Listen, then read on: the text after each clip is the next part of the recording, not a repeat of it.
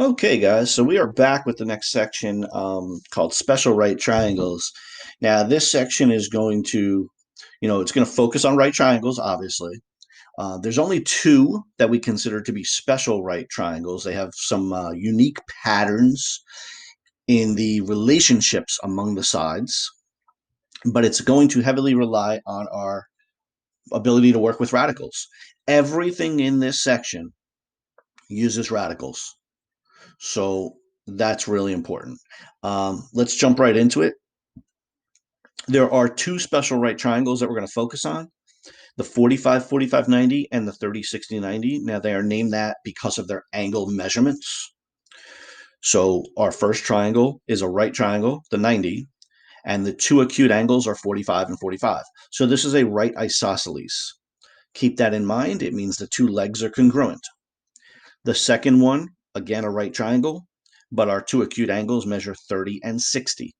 So this is definitely a right scalene.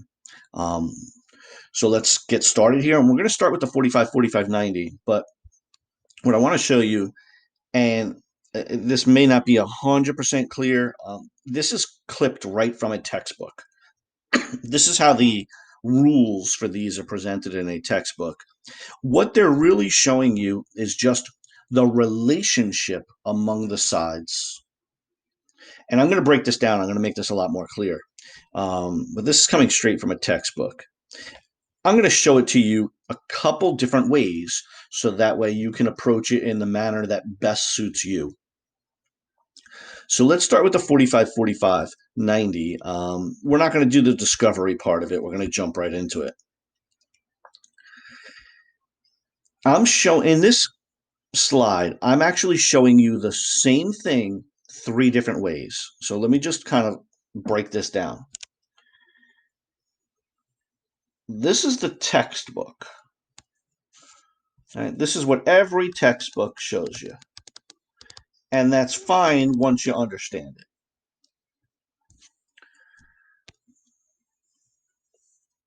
What I did was I broke this into two other formats. This kind of map where we just follow the arrows. I don't know what else to call it.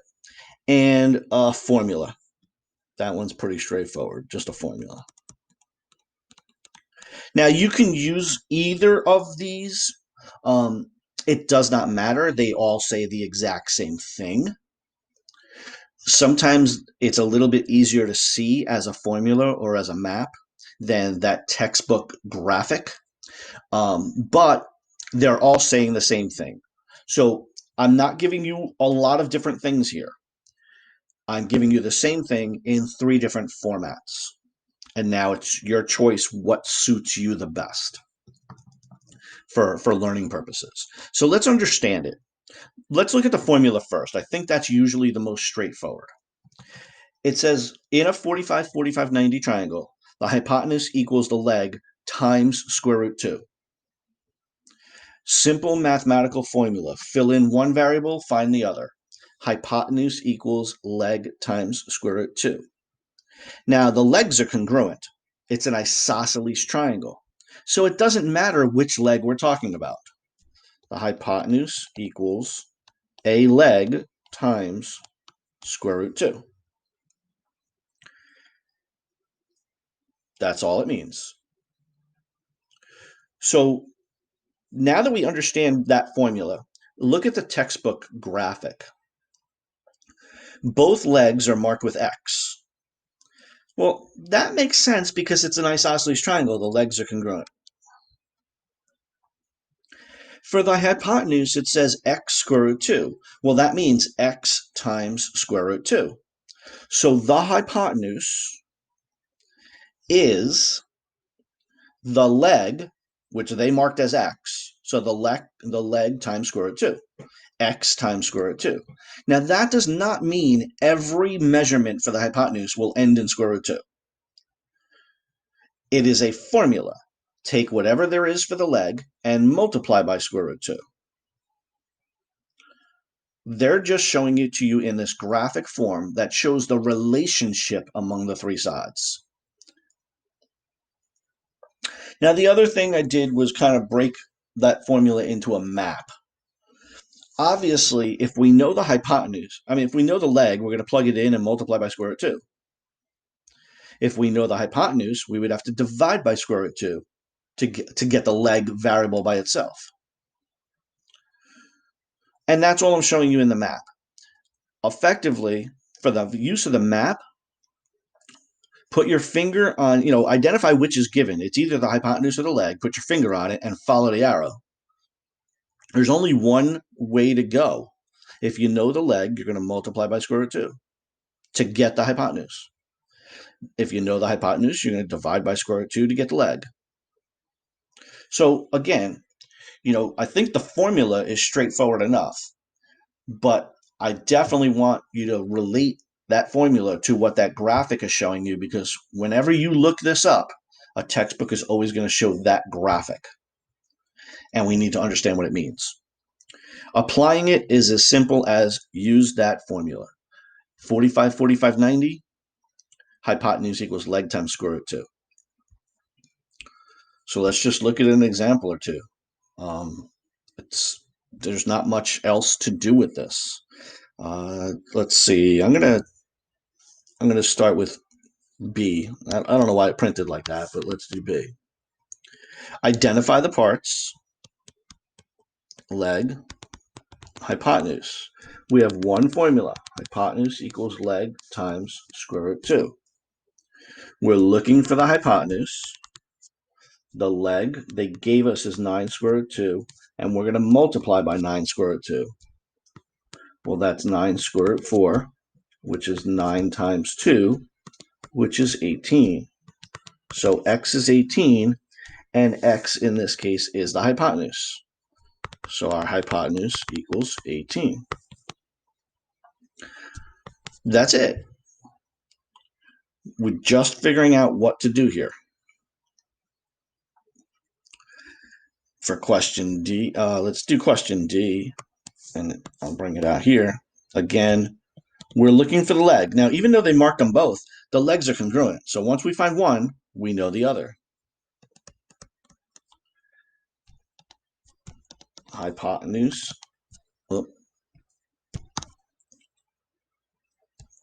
Hypotenuse equals leg square root 2.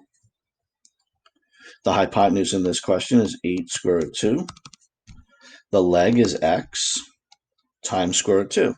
So to get x by itself, we have to divide by square root 2. And square root 2 over square root 2 cancels, and we're left with 8. So both legs are 8. Now, the work with the radicals is going to be more complicated, which is why we reviewed radicals first. But the new learning element here is for a 45, 45, 90, the hypotenuse equals the leg times square root 2.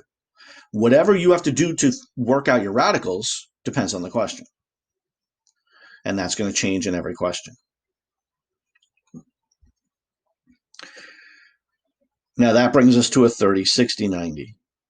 And again, I'm not going to go through the discovery.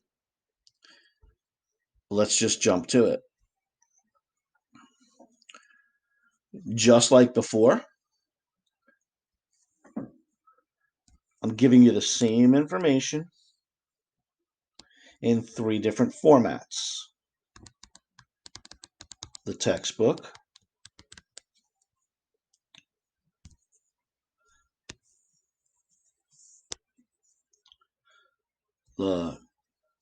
a little map that you could just follow the arrows,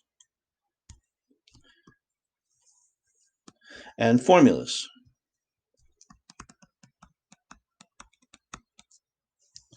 So it's the same information, 3 different formats. Let's look at the formula. The formula looks pretty straightforward. In our triangle, remember, it's scalene. So all 3 sides are different. 30, 60, 90, 3 different angles, 3 different sides. So it's a scalene triangle. We have the hypotenuse, and then we have the 2 legs. But the legs are different. So one is shorter, one is longer. One is short, one is long. And that's what I'm using in my formula. This is how I think about it. I have a shorter leg and a longer leg. So again, you can kind of see how these formulas play out. Hypotenuse is the short leg times 2. Well, we have to know which is the short leg and which is the long leg. I'm going to talk about that in just a second. The long leg, and I'm just abbreviating, equals the short leg times square root 3. Again, each formula has two variables. You plug in one, and then you do your algebra, you work with your radicals, and you get the other. That's as tough as the formula is. So far, the big challenge is how do we know which is the short leg and which is the long leg? Well, there's a simple way to do that. The longer leg is opposite the bigger angle. So we have some very simple relationships in triangles. So I'm just going to summarize it right here. The biggest side is opposite the biggest angle.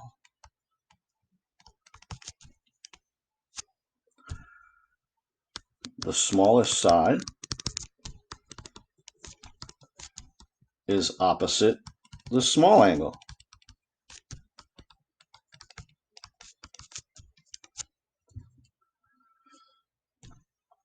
So if we think about our triangle,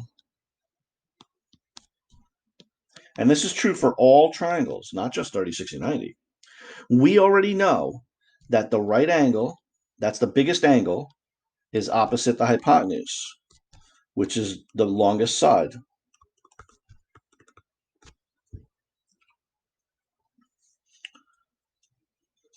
Well, look at the two angles that are left over. 30 is the smallest angle.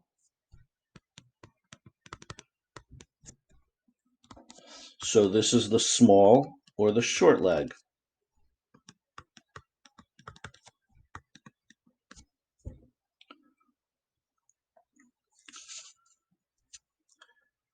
$60, this is going to be the longest leg. The smaller angle is opposite the smaller side. So call that the small leg or the short leg, whatever works for you. These are my terms because they work for me, and I think they're very simple to understand. Short versus long. One of them shorter, one of them is longer. Which is which? They're opposite the small angle or the big angle. Short and long angle doesn't make sense. So we have to kind of use some sensible terminology. The biggest side is opposite the bigger angle. The smaller side is opposite the smaller angle.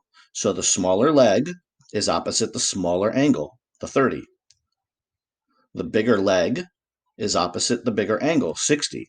Maybe small leg and big leg work better for you. So rewrite it, substituting those words. Small leg and big leg instead of short leg and long leg. That's, how you can take your own notes and make this better for you. Now, the textbook image, just like before, is showing a relationship. So look at it opposite the 30. At the bottom is x. Well, that's the smaller or shorter leg.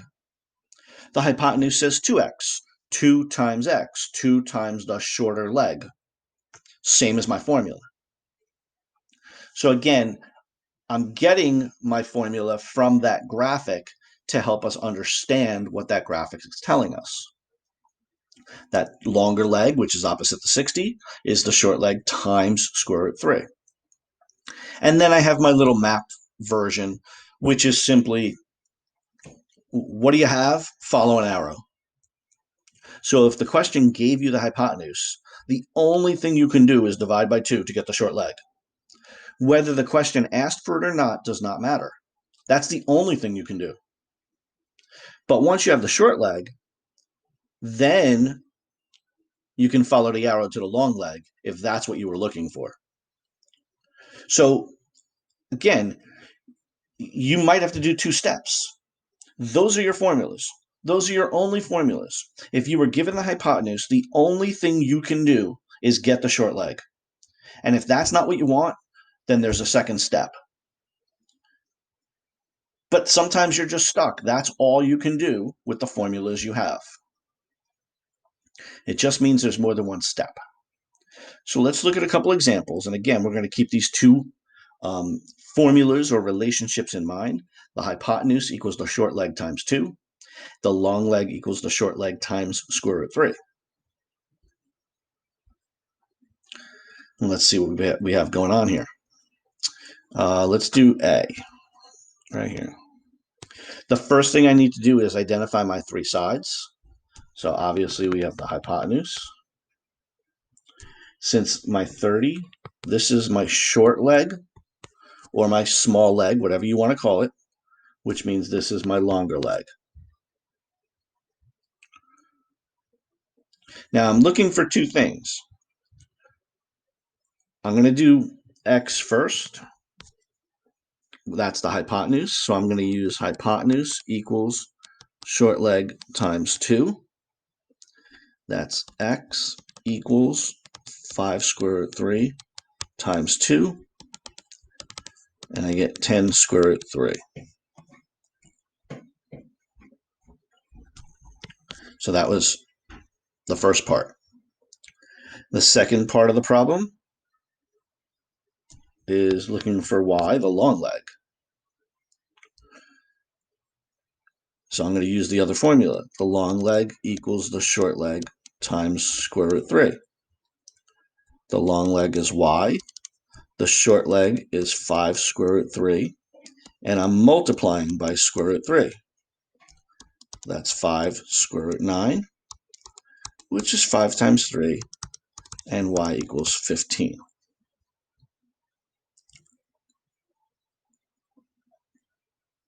Okay. Let's take a look at another example here. Let's do question B. Bring it out here. Again, identify the parts that we're working with.